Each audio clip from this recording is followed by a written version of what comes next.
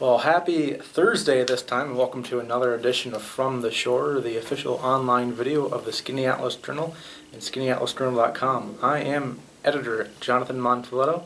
And I'm reporter Christopher Malone.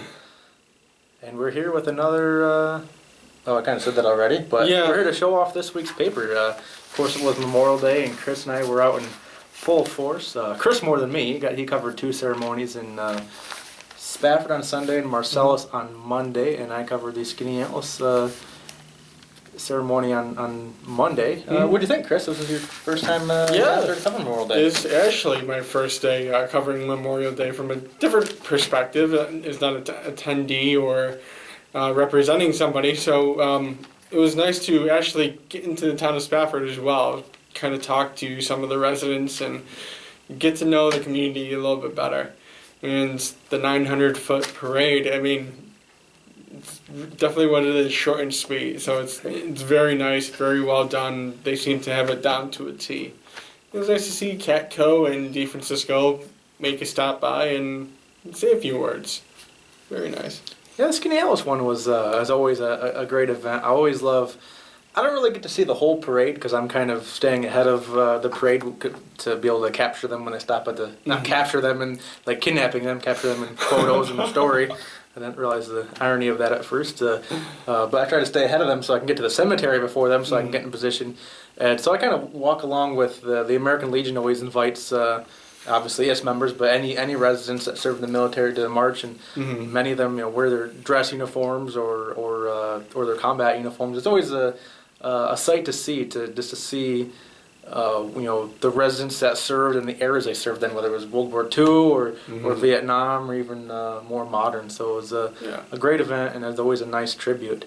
And speaking of a tribute, if you've been following the Skaneateles Journal, either in print or online, Chris has done a nice tribute of sorts to the Sherwood Inn with a series of 3 stories. Just wrapped it up with number 3 this week. Talk about that a little bit, Chris. I had the opportunity to meet with Bill Everhart and Sam Mason, owner and general manager of the Sherwood Inn. We talked about the business, when it first started, a little bit about the history of it, a little bit of history about the 2 gentlemen that are in the background of everything, overseeing, making sure this machine is continually progressing.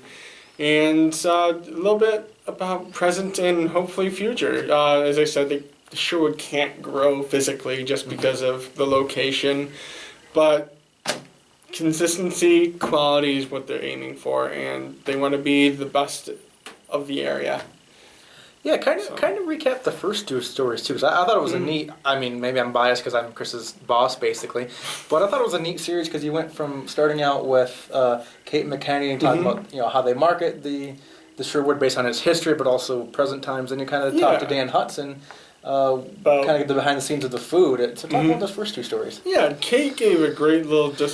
We had a great little conversation about the place itself and growing up and seeing the Sherwood and coming from a family perspective, and now she gets to market the place and helping to appeal to everybody, every walk of life in the community, outside of the community, visitors throughout the world.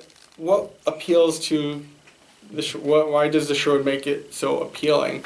And Dan Hudson, got to speak with him about his background, his culinary prowess, and his stake within the family of the Sherwood. And I'm tripping over my words. I'm just so passionate about it. But he talked about how they're all about supporting the local community. Sam also mentioned in our interview about how, as did Dan, about harvesting local mushrooms and incorporating those into meals that are served at the Sherwood and keeping that stake of community within the community. Great. And you got to cover another, kind of a newer business as well, right down the street from the Sherwood. Oh yeah, the Lake House Pub, the old Morse's Grill. People were upset when it left, and then the Coleman family came and took it over with a couple partners, and they've established it into something that appeals to both crowds. The Morse's crowd has a place to come back to now, But now that the Coleman's name is attached to it, it kind of has that notoriety to it, and it brings other people in from the surrounding community, from Syracuse, to see what Lake House is all about. And it appeals to, I would say it's very Cheers-ish. It's a place where you can go to, the bartenders, the waitresses, even the security seems to know everybody's name and face, and everybody's pleasant with one another. And now I'm going to have the Cheers theme song stuck in my head. Everybody knows your name. I'm not going to sing. I'm just only saying that. We don't want to lose too many viewers. Yeah. And I got to cover an even newer business than that. Slated open in July is Finger Lakes on Tap in the old Creekside spot. Who wasn't excited to see that spot back open? And as I said last week, 60 taps of all craft beer, 51 of them from New York. And then adding on to that are 3 taps of cider from Beacon Skiff, so really 63 taps. Yeah. Got in there and talked to Tom. You can clearly see there's renovations going on, so they're not quite ready, but give The them, sign's up. Yeah, the sign is up. Yeah. Coming soon. Just neat to see, and he seems really excited to kind of give the community its kind of hangout spot back, so to speak. And you can come in there. Not that you'll be open places to are hangout spots. Well, that was actually. I'm glad you brought that up, because that was kind of one of the neat things he said is, we're different from any other spot in town. We're not really trying to compete. We're kind of just add. I mean, of course you can go to the corner or elsewhere around the community and grab a cup of coffee now. But this will be kind of a unique place where maybe you go in the morning, grab your cup of coffee, and then you go back to the village in the evening and try out a beer. I mean, and so this should be a great. And he hopes to. They're going to kind of start off slow. He wants to make sure that this is something that the community supports, but he does eventually want to add musical entertainment. Creekside was well known for putting on, featuring different local musical acts and things like that. So he hopes to do that as well with Finger Lakes on Tap. So I think that seems to be a theme with the community in Skaneateles. No one wants to kind of step on each other's toes. They want to have their own different vision of something. Right. That's why Lake House doesn't offer any burgers, because they complimented Johnny Angels and Blue Water and the Sherwood for having those burger staples. Sure. So they incorporate roast beef. Yeah, so it'll be neat to see. Hey, maybe when they open in July, they'll let us come out down there and do the video there and have a beer. Why not? Or a cider. So and we're more than willing to go anywhere. Of course, hang out, as we said, we're kind of in a crunch this week, so we stayed at the office. We're taking advantage of the working on the Memorial Day holiday. I'm out of the office tomorrow, and Chris will be out the following Friday. So we're bringing a couple of Thursday editions. But hey, when we get back on our normal schedule, we're happy to go out to your business or anywhere you think we should go. So just let us know.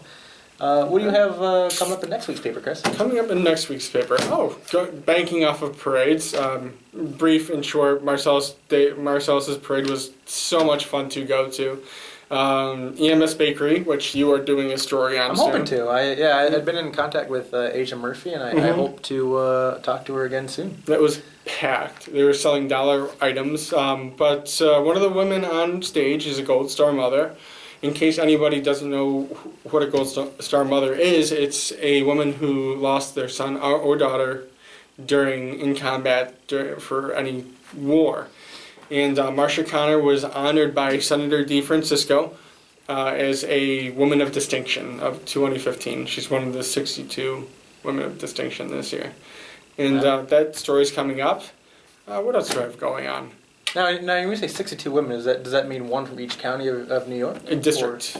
Okay, one from each district. Okay, so that's quite an honor to. Yeah. Because I interviewed another honoree of Senator DeFrancisco, and that's Katrina Urkel from Driver Middle School in Marcellus. She was honored as one of the teachers of excellence, but that was, I think, like 20 or 30 something teachers in Onondaga County, or, in the district. So that's neat that she is obviously what he considers the top woman of the district. That's really neat honor. So I'm looking forward to checking out that. A lot of years of service, and as she said, she kept reiterating during our interview, it's not a position that you would want to be in, of course just not, because of the brevity of it. But she has her faith, and it's been keeping her going, and Yeah, salute her son for what he's done for our country, as everybody, all the other veterans and those who have fallen. So Yeah, and like I said, I talked to Katrina yesterday. That was a really neat story. She actually had started out in kind of the facilities management industry, and then when she and her husband had their children, stayed home with them for a few years, and then when she went back to work, decided to be a teacher. So she's actually, I learned this yesterday. She works in the middle school, but she teaches fourth grade. That building's actually 4 through 8, which I didn't realize. So, and she had actually taught fifth grade last year, so this was her first year teaching fourth grade. So she says, I don't really feel any different from any other teachers here. Any of them is equally as deserving, but she did kind of point out that she's grade level and trying some new different things in the classroom, trying to incorporate some technology and stuff. Great. So yeah, that'll be a story to read for sure. So all right, well, we'll let you guys go for this weekend. Well, long weekend for me, I guess. Whoever else is taking a long week on it. So, as always, check us out on Skaneatelesjournal.com for all the stories that are on there now and the stories that'll be coming up in the next, till we do the video again. And, of course, in the meantime, you can follow me on Twitter at @scan_Monfiletto. And _Malone. And actually, I'm going to say this. He probably doesn't want me to, but sort of a faux campaign of sorts to get Chris to try out to be the person behind the Abner Doubleday mascot for the Auburn Doubledays.